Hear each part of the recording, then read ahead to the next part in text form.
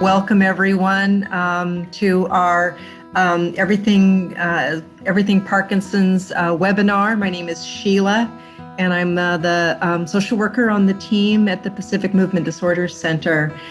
We welcome you all here today. This is actually our first year anniversary.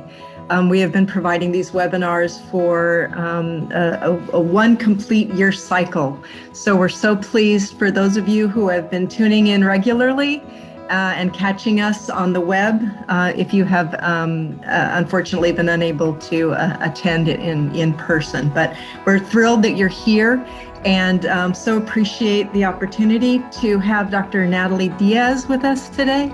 Dr. Diaz is a movement disorder specialist, primarily practicing out of Torrance at the Pacific Movement Disorder Center there.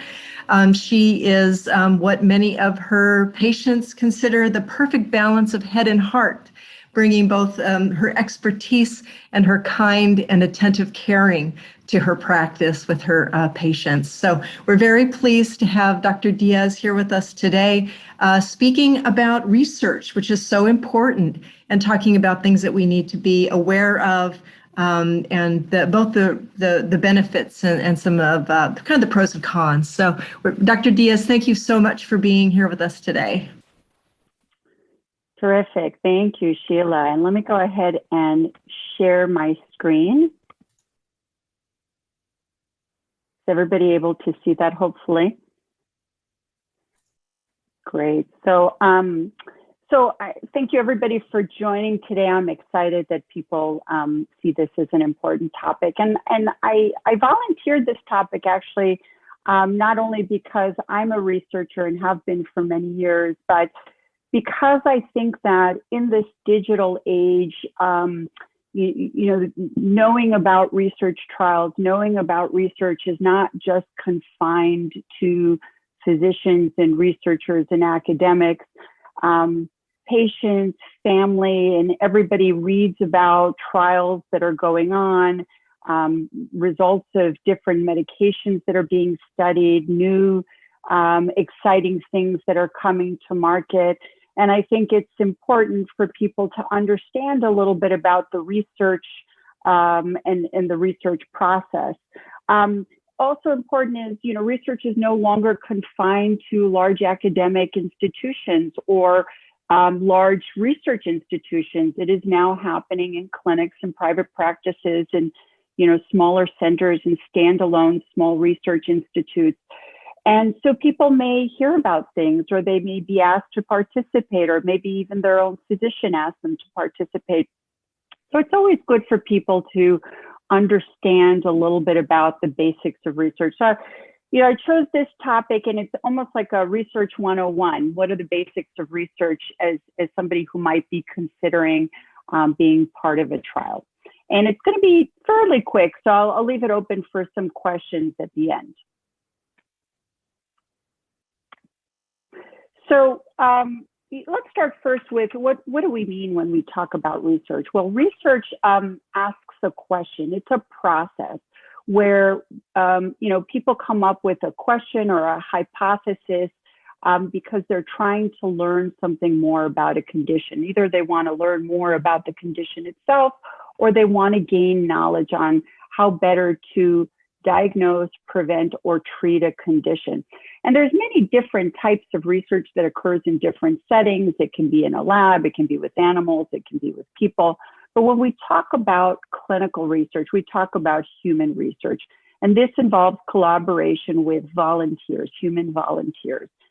And we can grossly divide clinical research into two main types. There's observational and interventional research. And this is a very sort of gross distinction. But when we talk about observational research, we talk about something where we're not intervening. We're sort of observing how different factors can affect disease, how it can be a risk factor, how it can affect progression, and who gets it.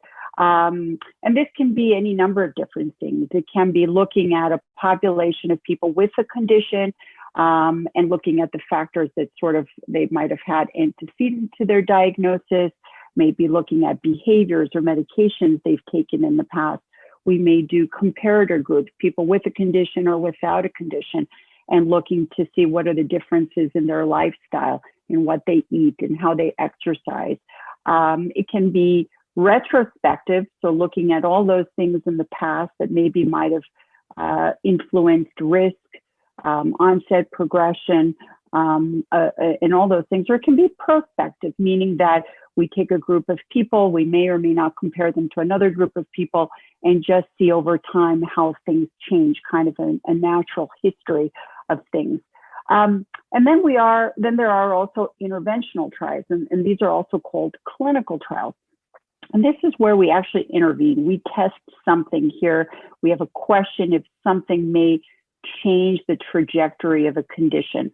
And this can be a medication, a drug, can be a device, can be a procedure, can even be a lifestyle change. So it could be, something people eat. It could be a diet. It could be an exercise routine.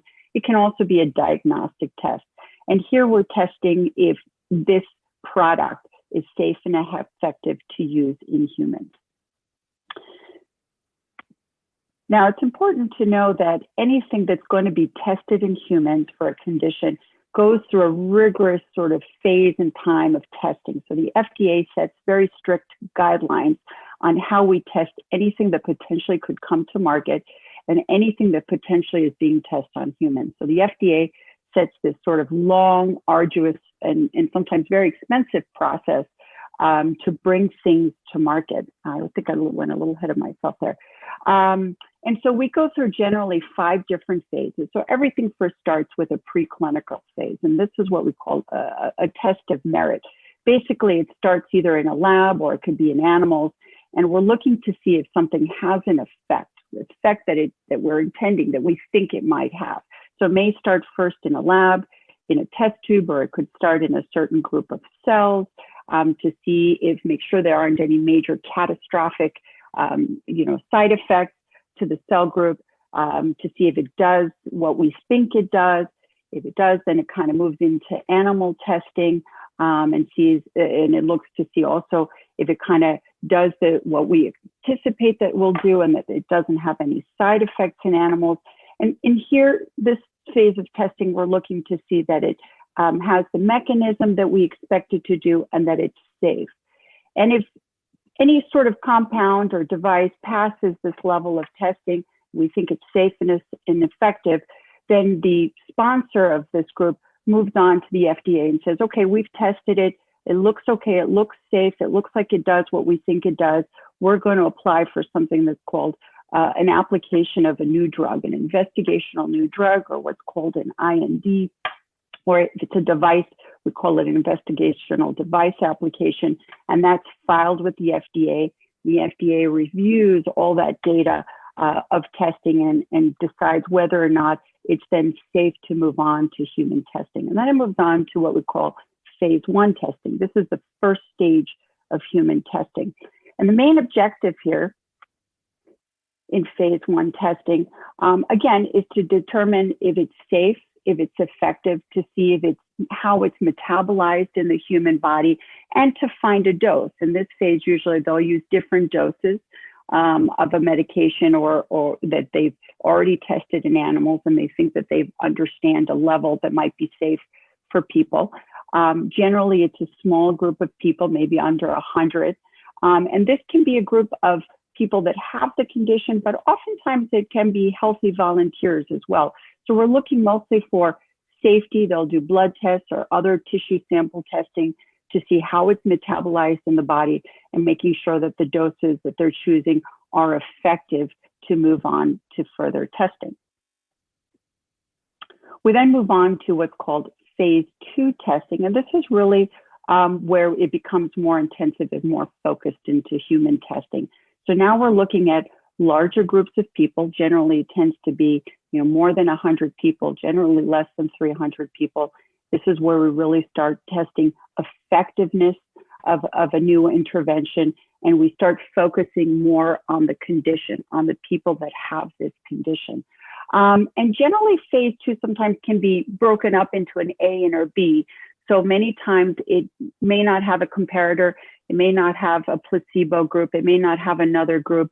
It may have different dosing levels that that investigators can use. And so it's really a first test to see if it's really effective in people.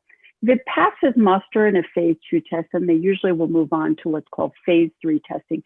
And this is really where the money is. This is where all of a sudden it becomes very expensive for trials to move forward, because we're looking at large groups of people with a condition.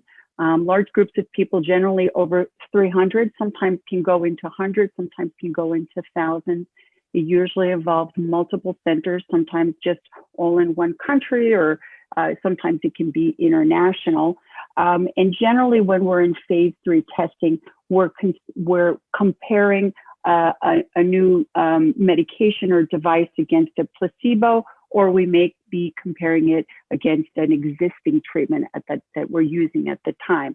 And again, we're looking to see that it's safe and it's effective, and we're looking to monitor side effects. And at this stage, we're usually looking at 1 or 2 dosing schedules. So we're not having a spectrum of different dosing schedules. We're usually looking at 1 dose for the medication we're investigating, or maybe 2 doses of a medication that we're investigating against a placebo, or what's considered standard therapy. Now, this phase of trials can sometimes take months to years. So this is where trials are expensive, they take time. The FDA really looks to make sure that enough people are tested, that we really understand the drug, that we really understand what the side effects are, what the efficacy is, if it's better than what we already have available out in the community. And if results are positive, and the FDA agrees that it's safe and it's effective either against placebo or what's already generally out there, then the company or the sponsor may file what's called a new drug application. And that's where the FDA then takes all that information, they go through it, and then decide if it's worth going out to market and being sold to people. Now, sometimes we end there, or sometimes the FDA will say, okay, well, you've proven that something is safe. It seems like it's effective, but we still have some questions that we need to be answered. Then sometimes some drugs will go through what's called a phase 4 testing. Now, these are what we call post-marketing studies, meaning something already gets approved. It's already out to be sold and given to people as a prescription, but it's usually still part of a trial. So they're trying to see, once it's released out into real world, if there's anything that changes the results that were found during the study. Now, it's always very important to understand that when we're studying something, these are very controlled environments, meaning that we're selecting out very specific people with specific characteristics that are on specific medications. They're guarded very safely and monitored very safely during the trial. So it's a very protected and monitored environment. And then sometimes when things go out to market, because they can be used in different ways, and people that maybe didn't meet all the strict criteria of a study, things can change. And this is where sometimes we hear stories about a drug that has been approved for market and now is getting out and being prescribed, but new things pop up that weren't really part of the studies. And so sometimes we hear these stories, and this is where the FDA tries to limit those sort of things. So if there's any question that wasn't fully answered, they feel that it's safe to go out to market, they feel that it's effective, but there's still a few little lingering questions, they may request the sponsor to do something that's called phase 4 studies. Now, there's another way that drugs can get to market that has caught steam over the last maybe 5 years or maybe longer. And this is something that's called drug repurposing. It also sometimes has the name drug profiling or repositioning, all mean the same thing. And this is where you take a medication that's already out there, it's already being prescribed, probably for a different condition. And somewhere along the way, or even sometimes during the trials themselves, a new mechanism sort of gets discovered. The medication is being given. It has one mechanism of acting, but then all of a sudden during the study, there's an effect that comes out, that's a positive effect that wasn't anticipated. And then that same medication maybe gets looked at for something else, a different condition or a different symptom. This also can happen if there's a medication that's out there where we know the mechanisms, maybe it has multiple different mechanisms, but as we're studying a condition like Parkinson's, we start realizing that maybe this is happening in Parkinson's. Oh, we have a medication that affects that may improve that, and it's already out on the market. So this is what we call drug reprofiling or drug repurposing. And there's been a lot of interest in this because, everybody complains that it takes so long to get things out to market. The research takes so long to find new drugs to treat conditions. And so drug repurposing or reprofiling is thought to bring about a cheaper and faster way of doing this, because these markets already either are out in the market, they've been tested for safety, or they've been in trials already. Maybe they didn't come out to market because they didn't meet the efficacy for a certain condition, but they were safe on humans. And now all of a sudden somebody discovers, oh, maybe we can use it for something else. So it takes out some of the phases that previously investigators need to do, like a phase 1 or sometimes even early part of phase 2. So it takes out some time and money, and hopefully allows certain drugs and different treatments to come out to market a little bit faster. Some great examples of that is something like Viagra. People don't know that Viagra was initially marketed as an antihypertensive to lower blood pressure and also for chest pain. And what they noticed when they were studying it was that in certain men, it seemed to help erectile dysfunction. And so they then sort of turned their attention to that. And it's been around for that treatment for many years. Methotrexate is another one. It's an anti-inflammatory immunosuppressant medication that's also used for certain types of cancer, and now is also being looked at for some cardiovascular indications. Amantadine is a good example in Parkinson's disease. This was an antiviral medication that was used many years ago to try to prevent viral infection or limit viral infection when people got it, and then found to have a benefit in patients with Parkinson's disease, and then was later approved for the treatment of Parkinson's. And it's been a staple in our treatment of Parkinson's at different stages for many years. So these are all examples of what we call drug repurposing. And you may read about different drugs that are being looked at for that. When you're reading about research trials, there's also other important terms that you should understand. So when we talk about a sponsor, this defines, who's paying for the study. So who initiated and who's paying for this study. And there can be different entities involved. Sometimes these studies are the idea, the hypothesis is put together and brought forth by an investigator who then looks for grant funding. So an investigator, either a doctoral student, a doctoral PhD, or a physician may come up with an idea for something to treat a condition, and then they go looking for grant funding. Or it can be a company that has a product that they want to put forward. And that's who initiates the trial. But then there's funding, and that again can be a large pharmaceutical company. It can be a federal agency like the National Institute of Health and National Institute of Aging. It can sometimes be academic institutions themselves or other nonprofit institutions. For example, in Parkinson's, the American Parkinson's Disease Association, the Michael J. Fox Foundation, the Parkinson's Foundation, they all fund and initiate studies for Parkinson's. So it's important to always know who's funding this study. We talk about placebo-controlled studies. You'll often see that when you're reading about studies. And again, this is usually for later phase 2 studies or in phase 3 studies. And this is where we use an inactive comparator, a dummy product. It's either a pill or a device or other sort of therapy that tries to mimic the actual therapy that's trying to be brought to market. And the reason that this is done is because we can only understand if something really works if we compare it to something that doesn't have an effect. And it takes out, the bias of people just getting an effect from getting something. And that is a big problem that sometimes we have in Parkinson's disease, because there can be a big placebo response in Parkinson's. Placebo response is dopamine related.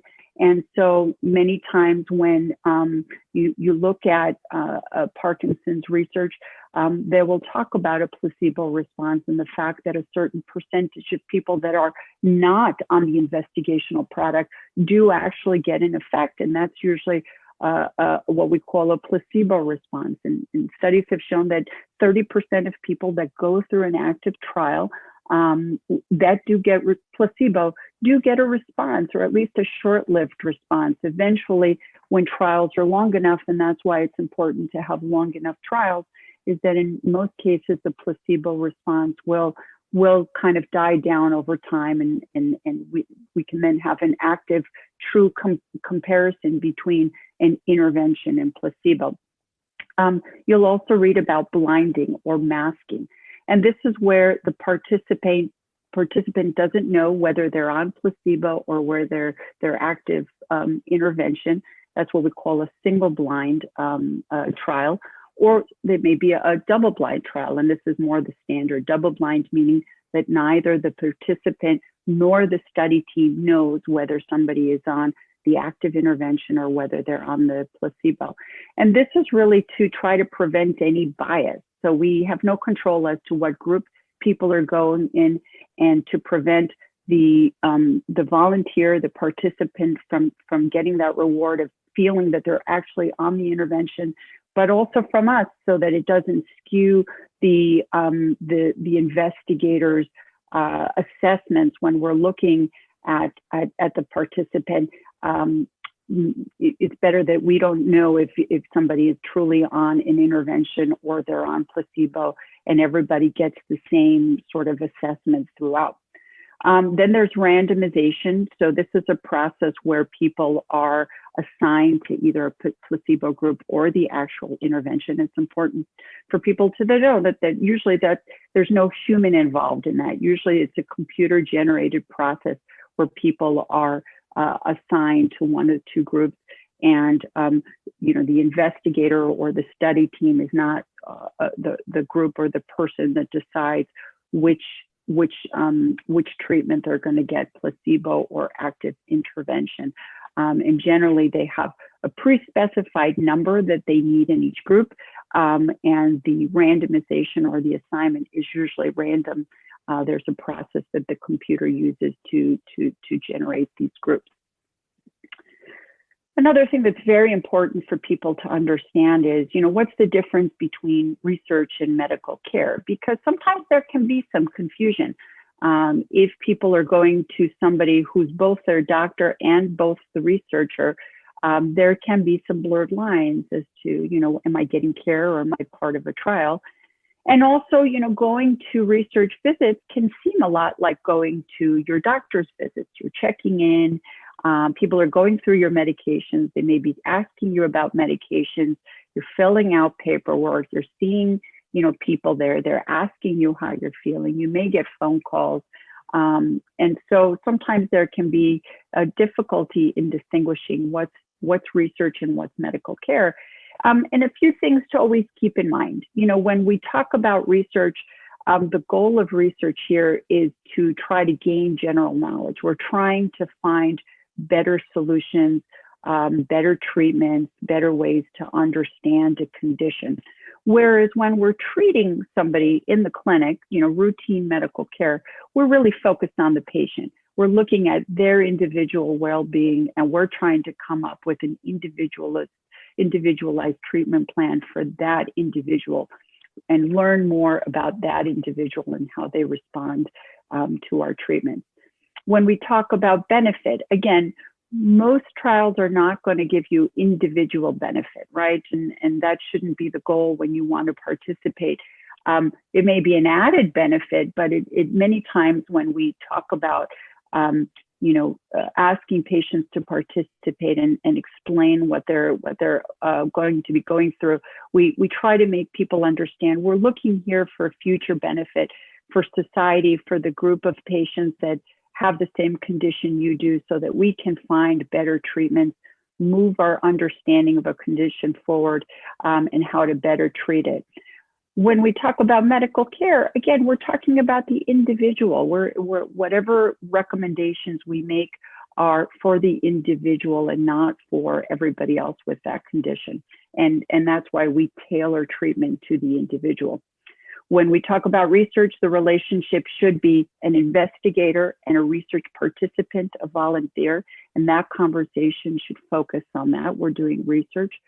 Whereas when you're in the clinic, it's really you and your doctor and that relationship and what you're feeling and how you're responding to your medication and your treatment plan. So it's a different sort of relationship between an investigator and a participant, as well as a doctor and a patient.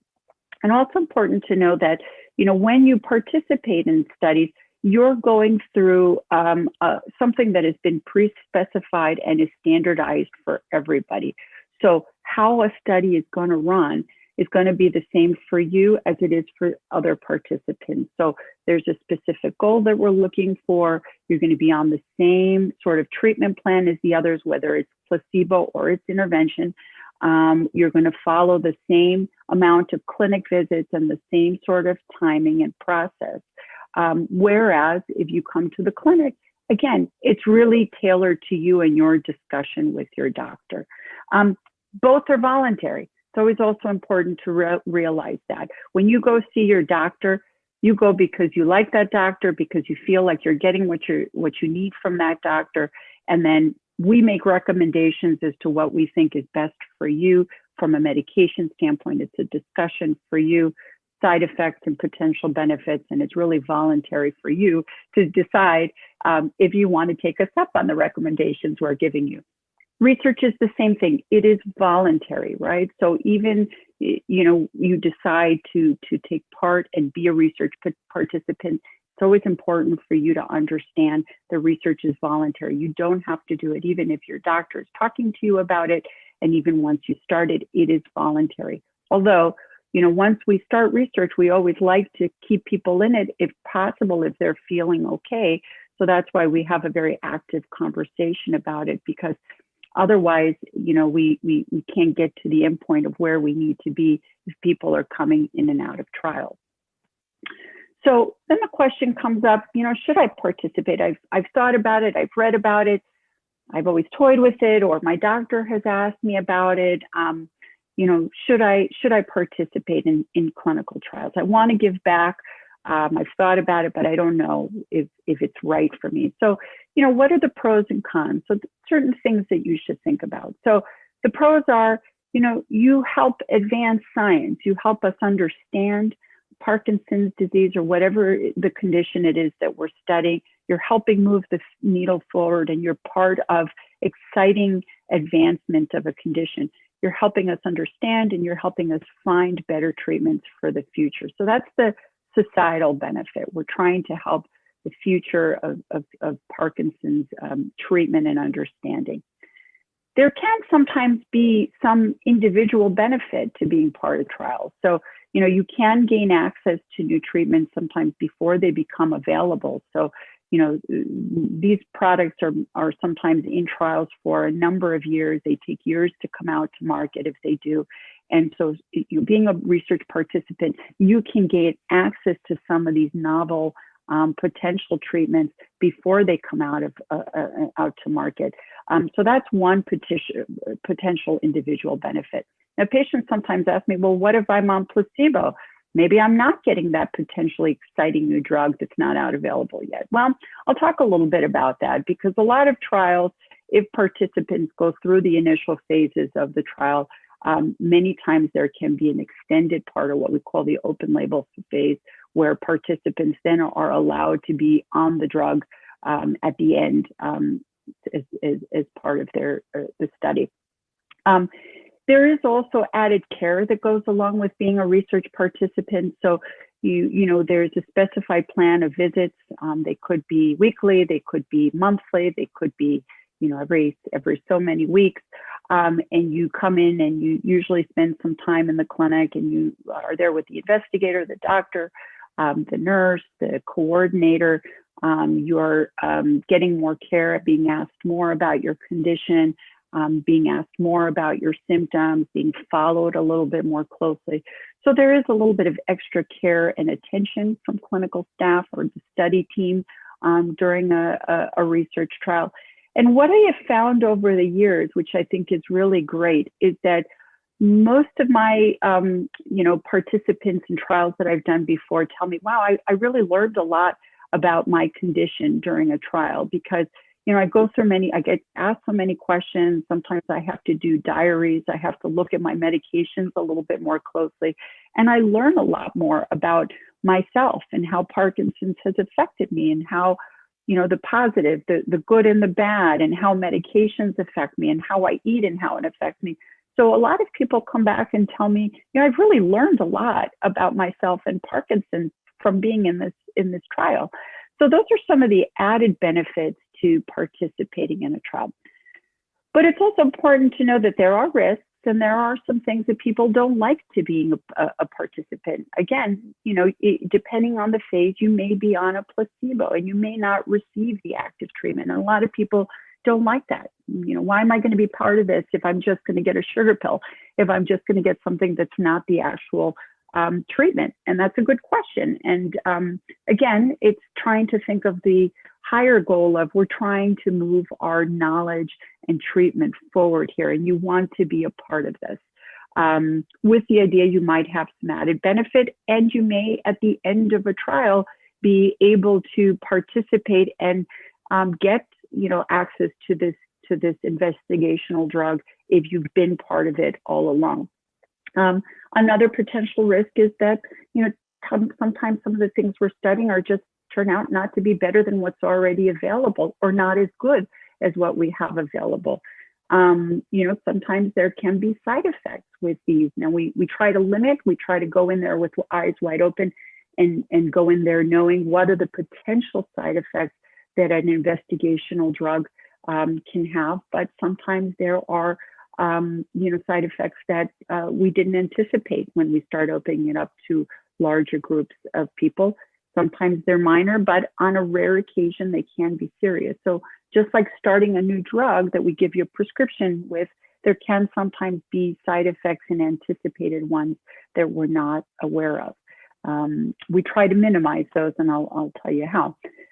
It also tends to be more intensive. It's not just, coming to see the doctor every, 3 months or every 6 months. Usually there is a pre-specified plan of how often you have to come see the research team. You may be there for a few hours at a time. You may need to travel to some place that is a little bit farther than your doctor's office. You may have to give blood. You may have to do some procedures and do some questionnaires. Go home with diaries that you have to do for a couple of days, and every hour kind of specify how you're feeling with your symptoms. So definitely being a research participant is a little bit more time intensive than just going to a clinic visit. But it can have its advantages and like I said, has pros. So, for every person that decides that they want to be part of research, you have to balance these sort of things. Is it for me? What do I hope would make me feel good about participating in a trial? What are the advantages that I would have? And then am I willing to accept these risks if I decide to go through this?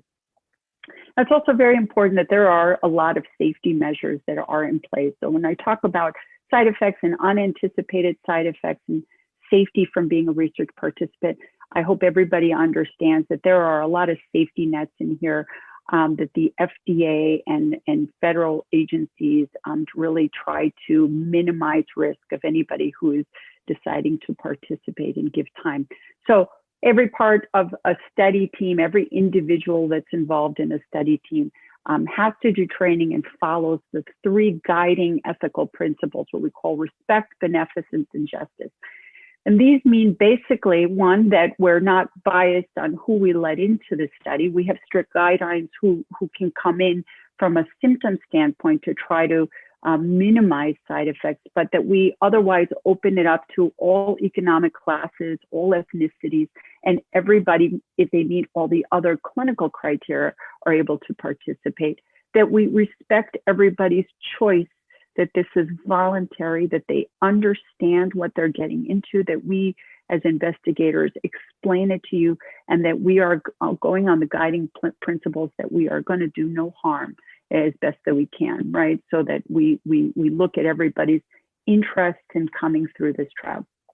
Every trial, interventional trial, has what we call a study protocol. And this is set before a study starts. The FDA reviews this, and we make sure that everything is really standardized across the site, and participants follow a pre-specified plan, procedures to minimize risk. And this is a standard workflow of what the goal is here, who's going to be able to participate, who's not a good candidate, how often are visits happening, what's happening at each visit, so procedures that are being, questionnaires, blood tests, any other tests that need to be done. What happens if somebody does experience a side effect? Chains of command, who do we report to if there's any changes or side effects? And then at the end, how do we finish the trial? So this is what we call the study protocol, and every interventional trial has a study protocol. We talk about informed consent, and this isn't just, here's the trial, sign on the dotted line, and there you go. This is a process. It is a conversation that you have with the investigator and the team that you're going to be working with. It's an ongoing process. So it's not just at the start of the trial. This is where we discuss, what does this trial entail? What are you going to be doing? What are the potential risks? Make sure that we, explain this in a way that you understand, and many times is spoken to you in your primary language, and that you have a chance to ask questions, and that you understand that it's voluntary, that you're kind of going into this with eye wide open. And always during the study, you're welcome to ask questions, or if at some point you really feel that it's not for you, it's voluntary, you can pull out. Obviously, we don't like that happening, just because then it starts changing the numbers and trials take longer. But if somebody starts a trial and they're like, I don't like this, it's just not for me, people can always jump out of a trial if need be. There are also regulatory agencies that really keep an eye on a study. So an institutional review board, every study has an institutional review board. This is a committee of people, medical specialists, as well as community members that have nothing to do with medicine, and try to sort of get a good overlay of different society in these committees that review protocols and studies to make sure that they're maximizing benefit and minimizing risk.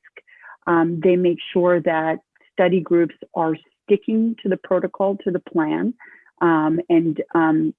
If anything happens during the plan, side effects happen, or even if a tremendous benefit is found, they might alter the way, the study then continues. So this is a group that is constantly following yearly on how a study is progressing, how different sites are progressing, and making sure that if anything is changing, both the investigator teams as well as the research volunteers are abreast of everything that is happening and changing. And then there's also federal oversight. So the FDA and other regulatory agencies are also watching to make sure that sites are doing what they need to be doing, and that everybody is safe as they're volunteering through their projects.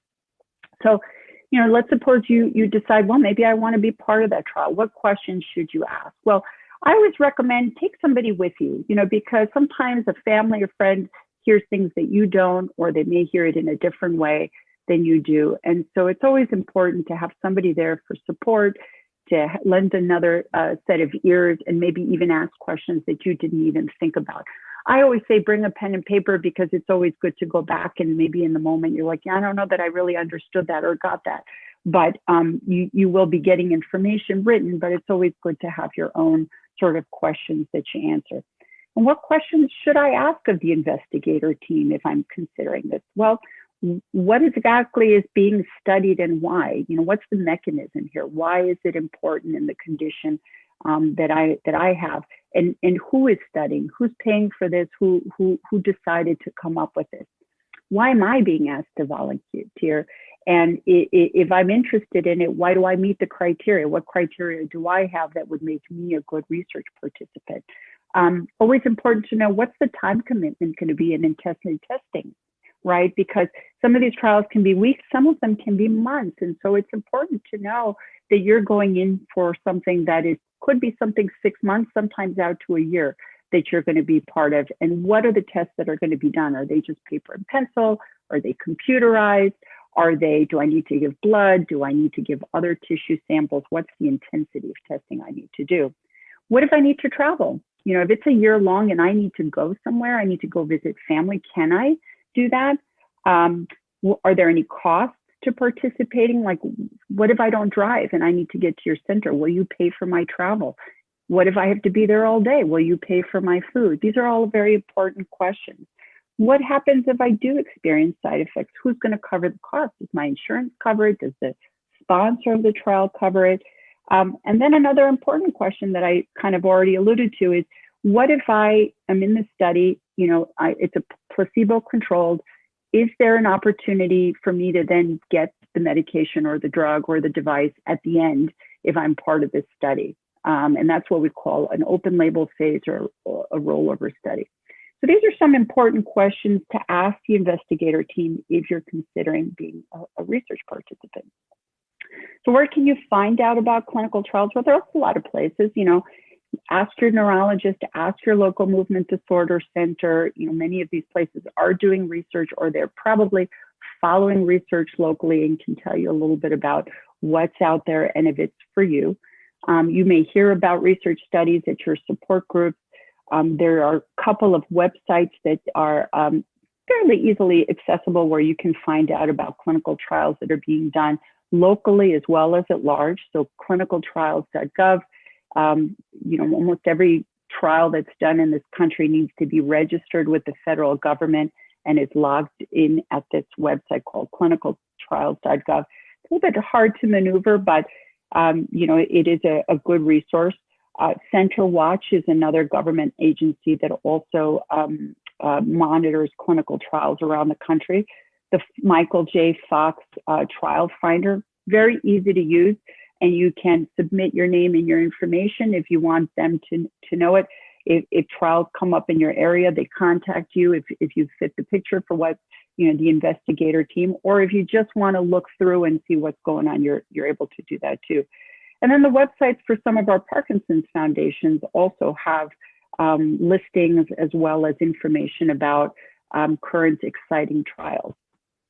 So here's the clinicaltrial.gov website. So if you go to that website and you punch in, you know, Parkinson's disease, and you put in interventional studies, and you can hit, you know, enrolling or recruiting, and you can even limit it to, you know, if you want to look countrywide, although you'll get hundreds of studies, or if you want to just do by state, if you're willing to travel, or city, if you're only looking for more advanced phase trials. Hopefully people can see this, but it'll bring up a listing of trials that you can go through and see if they are for you.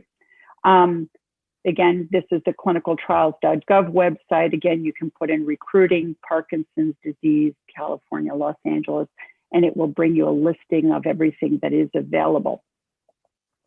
Here's the Michael J. Fox Foundation. Again, if you just look up Fox Trial Finder and you go, it'll ask you what condition you're looking for. So there's Parkinson's disease, as well as some of our other Parkinson's plus or atypical Parkinson's conditions that you can look for.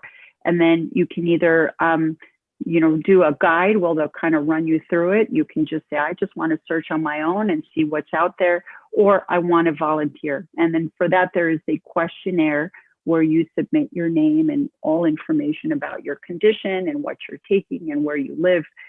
They keep that in a confidential database. And if there is a trial in your area or something that fits your picture, they may contact you, or you may allow them to send your information to a research team if they're doing a trial that maybe might interest you. So these are all ways to find out more about trials that are out there.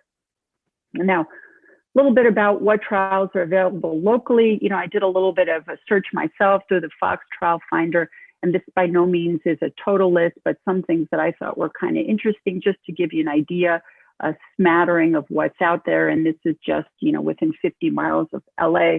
A couple of ones that I thought were kind of interesting that were in early phase Parkinson's. So this is Parkinson's that's usually within the first 3 to 5 years of diagnosis, and are either not on medication or on very little medication. These are things like prasinezumab. This is a monoclonal antibody that's in phase 2 studying. It finished its phase 2A study last year, I believe, in 2020, and then was reported. Unfortunately, the outcome that they were looking for did not come to fruition, but they had a lot of positive findings, they thought. And so they're moving forward to the next phase of a phase 2 study. But right now it's only open to people that were in the first part of the phase 2 study. This is an antibody that's given through an infusion, intravenous infusion every 4 weeks. And it's an antibody that's targeted towards the protein at sort of the core of Parkinson's, alpha-synuclein.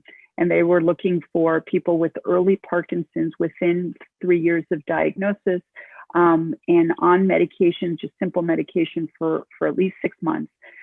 It did involve the use of a DAT scan, which is the nuclear medicine scan we use to help in the diagnosis of Parkinson's. And participants would use a smartphone or a smart watch to document symptoms and monitoring of symptoms. Another exciting study is one that's called PROSEEK, or the SPARK trial, with a product that still has a number, so it's still kind of in early phase, the K0706. This is by Sun Pharma. This is, again, in a phase 2, what we're going to be looking at. And this is a compound, it's a small molecule that inhibits an enzyme in the brain that's thought to play a role in neurodegeneration. So the thought that this enzyme is sort of overactive in the brains of people that have neurodegenerative conditions like Parkinson's disease. And this compound is thought to inhibit that enzyme. It's a tyrosine kinase enzyme. It's going to be an oral medication that's given once a day, and it is being compared to placebo. It is for people who are in early Parkinson's, so just diagnosed or early diagnosis, and are not on any medications that are dopamine based, but they may still be on some of the MAOB inhibitors, rasagiline or selegiline. And it may involve, for some people, a DAT scan or a skin biopsy, or possibly a lumbar puncture to test to make sure that the medication is actually getting to where it needs to go. This is an interesting trial. We don't have anything in this group yet available for Parkinson's. It is possible that our Pacific Neuroscience group, especially in Santa Monica with Dr. Petrosian, may be participating in this trial. So if that's something people are interested in, stay tuned. Tavapadon is another interesting compound. It is a dopamine agonist, and I know people say, well, we have dopamine agonists, but the dopamine agonists that we have available work for a certain type of dopamine receptor, and this is a different type of dopamine receptor that is thought to maybe have better control of physical symptoms of Parkinson's and maybe have less cognitive and hallucinatory effects than some of our currently available dopamine agonists. It's in later stage trials, a phase 3 trial, and it's being compared against placebo. Again, it's going to be a once daily oral medication. And again, they're looking for people early in their diagnosis of Parkinson's within the first 3 years that are not on treatment except for possibly an MAOB inhibitor like rasagiline or selegiline, or possibly amantadine. So those are some of the ones that are available locally if people are looking for something and are still in those first couple of years of diagnosis. There are also some interesting studies that are available for the later stages of Parkinson's. So this is usually when we talk about later stages, this is where people are on the traditional medications for Parkinson's, but the effect is either not lasting between doses and they have what's called medication wearing off, or they're experiencing some of the dyskinesias or involuntary movements of Parkinson's. So tavapadon is being studied both in early Parkinson's, like I mentioned on the previous slide. It's also being studied in late stage Parkinson's. So also in advanced stages of phase 3. It's also going to be an oral once a day, but it's being compared to placebo. And here what they're looking for is people that have had Parkinson's for some time. They've been on levodopa, but they're at that stage of levodopa that even though their primary doctor has tried to maximize them as best they can, they're still having at least 2.5 hours of off period where the medication wears off. And that's where tavapadon is being studied. Another interesting compound is one that's called dipraglurant by Addex Pharmaceuticals. This is a later stage phase 2, phase 3 study. It's what we call a modulator of the glutamate receptor. Glutamate is one of our excitatory chemicals in our brain, and it's thought that excessive glutamate stimulation may play a role in some of the dyskinesias that people experience in Parkinson's disease. It's going to be tested as an oral tablet 3 times a day. And again, they're looking for people that have had Parkinson's disease for some time and have at least an hour of what we call troublesome dyskinesia. By troublesome, we mean that it interferes with their daily life, whether it's speech or it could be physically troubles them, or it could be that it's enough that it prevents them from doing the things that they want to do socially. Unfortunately, it does have some restrictions and medications that they can be on. So somebody cannot be on Rytary or cannot be on amantadine. If somebody's really interested in the study, then usually we have to counsel them and try, if they're on these medications, we have to try to taper them off those medications for a few weeks before they start the study. But it's a new one in class, and actually we will in Torrance be doing this study. So if anybody has, troublesome dyskinesias and thinks that they want to volunteer and participate in study, talk to either myself or Dr. Petrosian about this study. And another interesting one that's out there in the community is one by ND0612. This is still by its name, but it's a phase 3 study. And this is carbidopa levodopa. That is what a lot of people are on with Parkinson's, especially after a couple of years. And it's being tried as giving it in a continuous infusion through the skin. So it's subcutaneous with a little needle and a pump.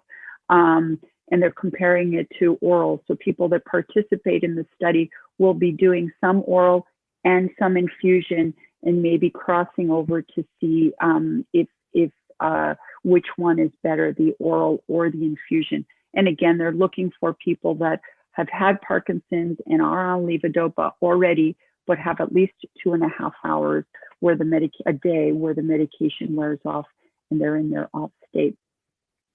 What other things are out there that are not those? Well, there's some interesting trials out there. I picked out 2 that I thought were kind of interesting. So the TAK-071 is being studied at a few centers around Los Angeles. This is a phase 2 study looking at a acetylcholine receptor modulator. Acetylcholine is thought to play a role both in cognition and thinking, and it's thought to maybe play a role in walking in Parkinson's as well.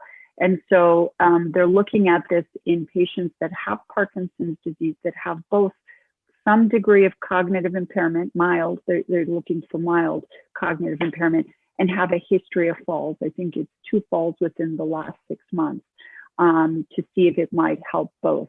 And again, it's going to be an oral medication compared against placebo. And this is going to be a crossover study, meaning that for a group of time, one group is going to take placebo and one group is going to take the active drug, and then they'll switch. And each one will be compared to each other and compared by themselves to see, and this is try to minimize as much placebo effect as possible. ENT01 is another study that is also gaining a lot of interest. It's phase 2. This one targets alpha-synuclein in the gut. Alpha-synuclein, again, is the protein at the core of Parkinson's. It doesn't penetrate into the brain, so it's looking to see if it can pull these clumps of alpha-synuclein out of Lewy bodies in the gut and see if maybe that might change the trajectory of certain symptoms in Parkinson's disease, with this whole idea that there's communication between the gut and the brain. It's going to be an oral once a day versus a placebo. They're looking at it for constipation and for psychosis in Parkinson's disease. So for psychosis, they're looking for Parkinson's disease with hallucinations, visual or auditory, that are being experienced at least once a week. Unfortunately, they cannot be on any medications, antipsychotics, to treat it. And they're titrating it to bowel movements. So they're using a computer-based diary of bowel movements to see, monitor patients. This is an exciting compound. We're seeing more and more compounds coming out that are not just treatment or variations of what's out there, but are looking more to go after the process that's happening in the brain and the body of Parkinson's. We're thinking about applying for this study. So, again, if that's something that you're interested, talk to Dr. Petrosian or myself. So we're running a little bit low on time, so I'm just going to go through here some drug repurposing candidates that are out there and being studied in Parkinson's. And there's quite a few. I put on here some interesting ones that are being studied. There are some diabetic drugs that have been FDA approved for treatment of type 2 diabetes that are now thought to play a role maybe in Parkinson's disease and changing the trajectory of Parkinson's disease by reducing inflammation and reducing some of the abnormal signals, brain signals that are happening in cells, maybe also by helping the brain utilize blood glucose a little bit better. And Ambroxol is an expectorant that's available in Europe that's thought to maybe increase the activity of glucocerebrosidase. This is the enzyme that's involved in Gaucher's disease, which we know that people that carry a mutation that maybe don't have Gaucher's but have the risk for Gaucher's may have low activity of this, and it's been also found in general in Parkinson's, may play a role. Azathioprine is an immunosuppressant that's now being looked at for brain inflammation. Interestingly, we have an old antidepressant that's been used for many years for depression and pain. It's thought to maybe boost some protective proteins in the brain. An old medication that's been used for liver disease and cirrhosis for many years may improve sort of energy production in cells in the body as well as the brain. And then there's an interesting trial that's being done in the community looking at a combination of two medications that have been around for a long time, buspirone and zolmitriptan. One's an anti-anxiety and one's a migraine medication. Both of them work on serotonin receptors on the brain, and they're looking at the combination of these two medications if they may help dyskinesia. So these are medications that have already been out in the community, approved for different indications that are now being looked at in Parkinson's. So in summary, clinical trials, when we talk about clinical trials, these are clinical trials that are trying to assess the safety and effectiveness of a new intervention, which could be a diagnostic test, a medication, or a device on a condition with the help of human volunteers. This is a long process trying to develop new interventions that has multiple phases along the way, which if successful leads to new therapies coming out to market.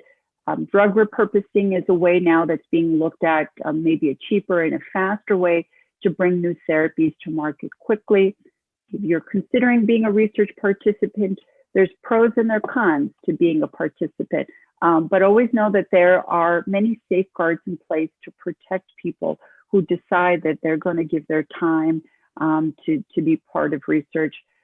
Also very important to know that, we really do need research volunteers. We can only expand our knowledge, and we can only find new treatments with the help of people, right? It has to be a collaboration between investigators and research entities and those people that are willing to come forward to test these things, because otherwise we'll never bring things to market and we'll never understand if they're truly safe or effective for people to use. And this country uses a very rigorous process to get there, but we can only do it if we have people that are willing to collaborate with us on these projects. All right, well, that's my talk for today. Thank you so much, Dr. Diaz. That was really wonderful. Our center here at the Pacific Neuroscience Institute here in Santa Monica and in Florence, we do involve ourselves with clinical trials. So it's a good conversation to have definitely with your healthcare provider, with your neurologist, either with Dr. Petrosian or Dr. Diaz. So thank you so much, Dr. Diaz. This has been very enlightening. We sure learned a lot from your presentation today. Thank you so much, everyone, for being here today. We will see you in December. We actually will have a webinar in December. That will be our first year. Dr. Diaz actually opened for us December last year. So it's really nice to have her back today too. So thank you, everyone. Stay healthy, be safe, and we will see you back next month. Take care.